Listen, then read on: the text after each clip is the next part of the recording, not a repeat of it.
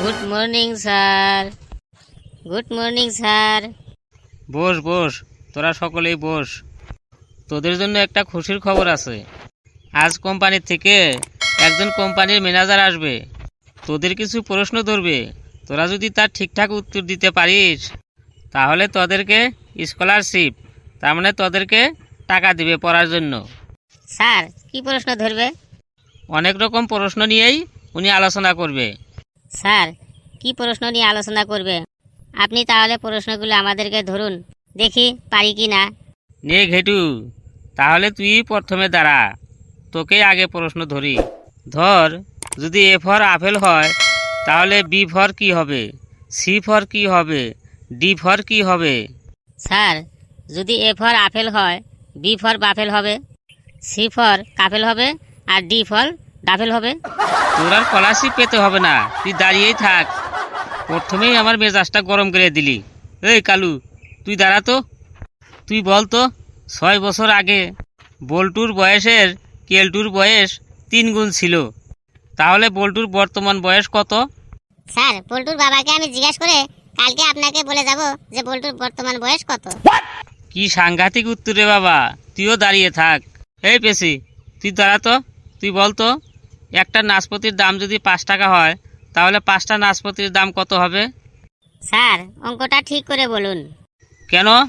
অঙ্ক তো ঠিকই আছে। স্যার এই বাজারে কোথায়ও 5 টাকায় নাশপাতি পাওয়া যাবে বলুন? স্যার আমি বসবো? আমার পাটা যেমন কেমন ঝিমঝিম ঝিমঝিম করছে। হ্যাঁ, তুই বসতে পারিস। আমি আর একটা প্রশ্ন ধরবো, তার উত্তর যদি তুই ঠিক মতো দিতে পারিস তাহলে তুই বসবি। স্যার তাহলে বলেন স্যার কি প্রশ্ন? বল তো, আমার একটি কুকুর আছে, এর ইংরেজিটা কি হবে? Sir I am a dog. কি সাংঘাতিক রে বাবা, তুই ঠিকই বলেছিস, তুই ডগি। এই তুই দাঁড়া তো, তোর পা ঝিমঝিম করুক আর যাই করুক, তুই বেঞ্চের উপরে দাঁড়া তো। স্যার আমি বলবো আমার একটি কুকুর আছে, এর ইংরেজিটা কি হবে? বল বাবা হাবলু, বল। I have a dog. Very good, very good. বস বাবা, বস। ফেলু, তুই বল তো, লোহা জলে ডুবে যায় কিন্তু লোহার জাহাজ জলে ডুবে না কেন? স্যার জাহাজে ড্রাইভার থাকে আর লোহাতে কোনো ড্রাইভার থাকে না, তাই লোহা জলে ডোবে আর জাহাজ কখনো জলে ডোবে না। আমার মাথাটা আর গরম করিস না, তুই দাঁড়িয়েই থাক। স্যার আমি বসবো? আমার মাথাটা কেমন জানি ঝিমঝিম ঝিমঝিম করছে, আমার পেটটাও কেমন জানি কিনকিন কিনকিন করে বিষাচ্ছে। বেশ, তাহলে তোকে আরো একটা প্রশ্ন ধরি, যদি তুই বলতে পারিস তাহলে তুই বসবি। বল তো, ইংরেজিতে সব থেকে ঠান্ডা অক্ষর কোনটা? স্যার ইংরাজির সব থেকে ঠান্ডা অক্ষর বি। কেন বি কেন? স্যার বি সবসময় এসির মধ্যে থাকে। বাহ, এটা আমি একটা ফাটকা প্রশ্ন ধরেছিলাম, তুই তো ভালোই উত্তর দিলি। বি এসির মধ্যে থাকে তাই ঠান্ডা। বস। স্যার আমাকেও একটা ফাটকা প্রশ্ন ধরেন, আমিও বসি। বেশ, বলতো।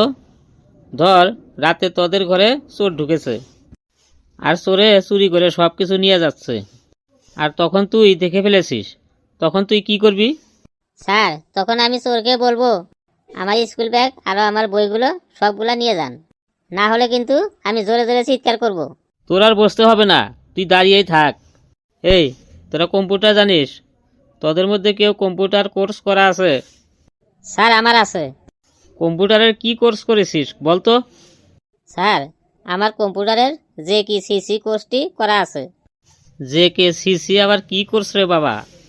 না জানি কম্পিউটারে কত কোর্স, কোনটা আবার কি হবে কে জানে। জেকেসিসি?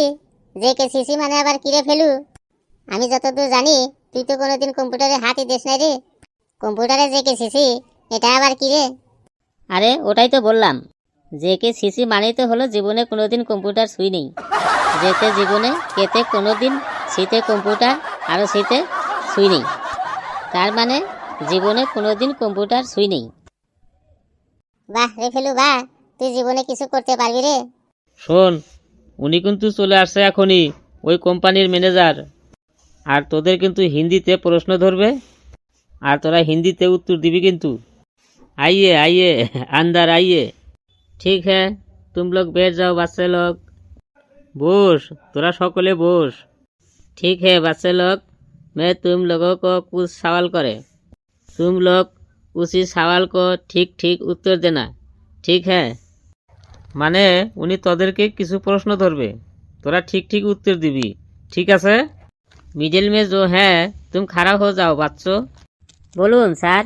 समझो तुम्हारा घर में चाय बनाने के समय दूध खत्म हो गया है, तो अब तुम दुकान से 1 लीटर दूध ले आया है।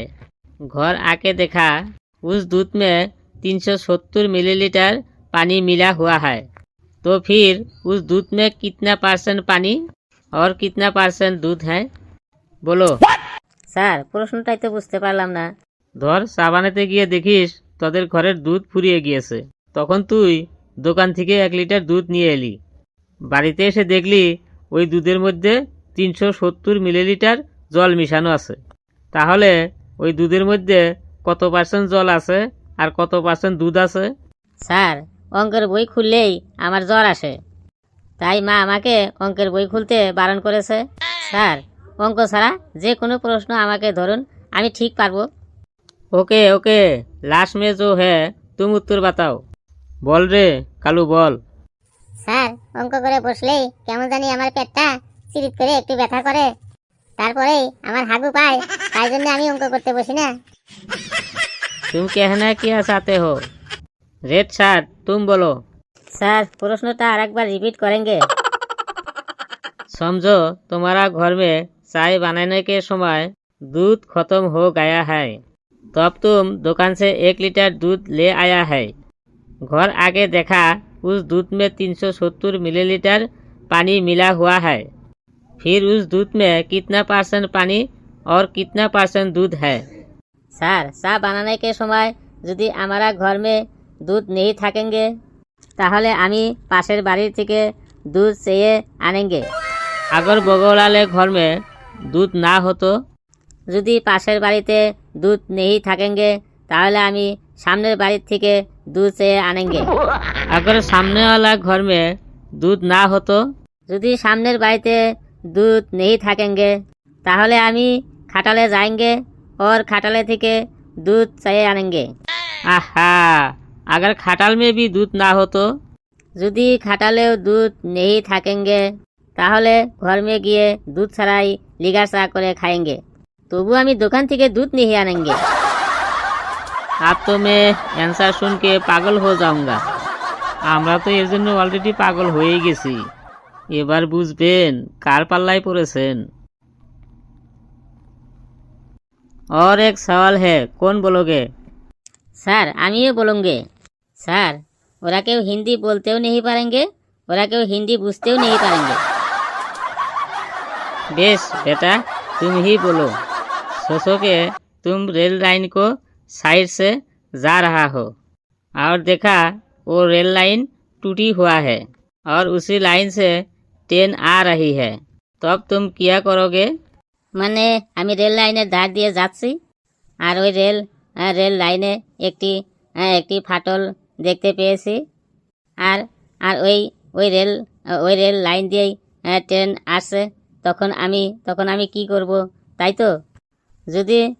যদি আমি ওইরকম পরিস্থিতিতে কোনো দিন পড়ি তাহলে আমি हमारा गाँव में जो लाल জামা है वो ऊपर दिखे उड़ा देंगे, যাতে ওই ট্রেনের ড্রাইভার उस জামা देखेंगे। अगर तुम्हारा पास लाल जामा ना हो तो? তাহলে हमारा गाँव में जो सैंडल गुंजी पड़ा है वो ऊपर दिखे उड़ा देंगे और ड्राइवर को देखा देंगे। अगर तुम्हारा पास लाल गंजी नहीं हो तो? ताहले हमारा साथ जो लाल पेन है वो खोल के उड़ा देंगे और ड्राइवर को देखा देंगे। अगर तुम्हारा पास लाल पेन ना हो तो? ताहले हमारा पास जो लाल चट्टी है वो खोल के उड़ा दूंगा और ड्राइवर को देखा दूंगा। अगर तुम्हारा पास लाल चड्डी ना हो तो? सर आपने तो देखसी ट्रेन का एक्सीडेंट करिए ছাড়ेंगे। तुमसे आंसर मांगा है, आंसर दो। हमारा पास যদি লাল রঙের কোনো কিছু नहीं থাকেंगे তখন আমি আমার ছোট ভাইকে ডাকেंगे। क्यों तुम्हारा छोटो भाई के बुलाओगी? क्योंकि हमारा जो छोटो भाई है वो कोनो दिन ट्रेन एक्सीडेंट नहीं देखा है, তাই ওকে দেখাएंगे যে ট্রেন एक्सीडेंट কিভাবে হয়েঙ্গে। তাও আবার লাইভ, কারণ আপনি তো ট্রেনটা एक्सीडेंट করিয়েই ছাড়ेंगे। नहीं, वो ट्रेन एक्सीडेंट नहीं करेगी। কেন नहीं करेगी? उस समय लाल रुमाल देखना, क्योंकि उस समय तुम्हारा पास लाल गेंजी, लाल पेन, लाल चड्डी कुछ नहीं है, लेकिन तुम्हारा पास लाल रुमाल है, वो लाल रुमाल देखना। ফেলু রে, এ তো দেখছি তোর থেকেও 1 ডিগ্রি উপরে রে। দেখ না, আজকে আমি ওনাকেও অজ্ঞান করে ছাড়বো। স্যার और कुछ सवाल है तो जल्दी बोलिए। बोलो तो बेटा, ये कौन सा ऋतु है? सर ये शीत ऋतु है। तो ठंडा ऋतु के लेके एक निबंध बताओ। স্যার প্রশ্নটা नहीं বুঝলাম। মানে তোকে বলা হয়েছে এই শীতকাল নিয়ে হিন্দিতে একটা রচনা বলতে। স্যার मैंने थोड़ा চেষ্টা করে देखेंगे। হ্যাঁ বেটা, হ্যাঁ, জলদি বলো। স্যার শীতকালে बहुत শীত পড়ता है, তাই এর नाम शीतकाल होता है। शीतकाल में दिन बहुत छोटा है और रात बहुत बड़ा होता है। शीतकाल में कोनो दिन सूर्य उठता है और कोनो दिन सूर्य नहीं उठता है। सर शीतकाल में चारों पासे खूब कुआशा पड़ता है। शीतकाल में रास्ता में बहुत कुकुर का बच्चा देखा जाता है। शीतकाल में खेजूरेर रस पाता है और खेजूरेर गुड़ मिला जाता है। खेजूरेर गुड़ में पायस खूब अच्छा लगता है। शीतकाल में बहुत मानुष स्नान ना करेই থাকता है। शीतकाल में बहुत বাচ্চা লোক স্নান না করার জন্য বাবা মার হাতে मार खाता है। शीतकाल में बहुत मानुष অলস हो जाता है। शीतकाल में অনেক মানুষ পিকনিক खाता है और ওই পিকনিকে গিয়ে অনেক মানুষ মাথা তল ফেলে দিয়ে আরো ঠ্যাং উপর ফেলে দিয়ে জামাল কদু বলে নাচতা হয়। শীতকালে ন্যাপের তলায় সব থেকে आराम और शांति मिलता है। मुझे लगता है मैं पागल हुआ हूँ, मैं जा रहा हूँ। আমি জানতাম বেটা আজ পাগল হয়েই যাবে, যা ভেবেছিলাম তাই। তোরা বস, আমি আসছি।